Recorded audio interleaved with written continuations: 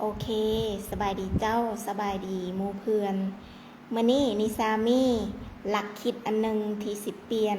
ชีวิตของเจ้าจากคนขี้อายสู่คนมั่นใจโอเค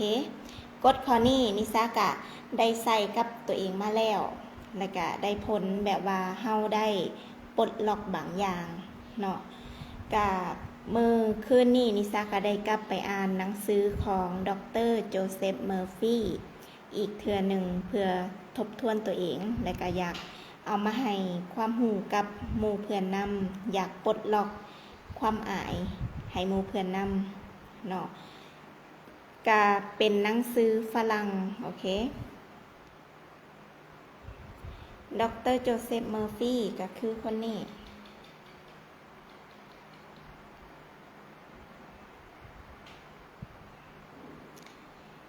หนังสือของเขา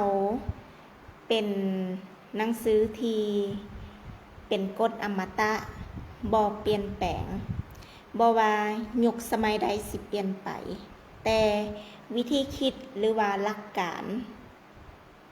ก็ยังคงอยู่คือเก่าบ่เปลี่ยนแปลงคือกับโลกของเฮามีกลางเว้นและก็กลางคืนคือเก่าบ่ว่ายุคสมัยใดสิเปลี่ยนไปสิ่งนี้ก็ยังคงอยู่เนาะหรือว่าอีกง่ายๆก็คือเป็นกฎสัจธรรมใส่ได้กับมนุษย์ทุกคนโอเคก็นิสาได้ไปอ่านหนังสือของเขาเจ้าเนาะเป็นเวอร์ชั่นนิสาแปล เป็นเวอร์ชั่นนิสาแปลโอเคมีกฎข้อนี้แหละเป็นหลักคิดที่เห็นให้นิสาเปลี่ยนวิธีคิดนั่นเด้นิสาสิอ่านให้เจ้าฟังเลยเนาะก็คือตั้งใจฟังเด้อตั้งใจฟังสิ่งที่เจ้าเขียนไว้ภายในเจ้าจะได้สัมผัสออกมาภายนอกเจ้ามีสองด้านในชีวิตเจ้ามีสองด้านในชีวิตด้านที่เบิ่งเห็นได้และด้านที่เบิ่งบ่เห็นหรือว่าอีกอย่างหนึ่งด้านความคิดและการแสดงออกของความคิดนั้นคำตอบอันนี้คำตอบอันนี้หรือหลักคิดอันนี้มันปลดล็อกนิสาปลดล็อกแบบว่าให้สิ่งที่นิสาเข้าใจก็คือคนเฮานะมีอยู่สองด้านถ้าสมมติว่าเจ้าเป็นคนขี้อายคือนิสาเมื่อก่อนเป็นคนขี้อายได้บ่กล้าเข้าหาผู้อื่น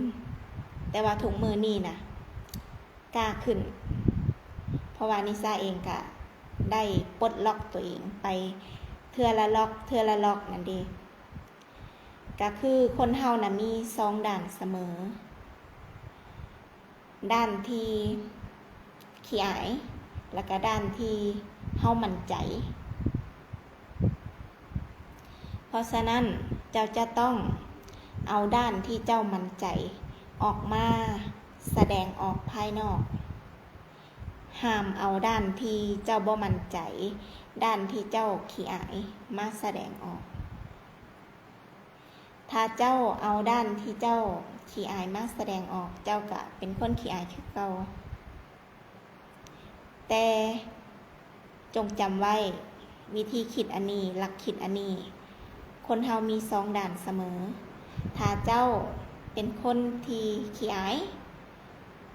อีกด้านหนึ่งของเจ้าก็คือคนที่มั่นใจ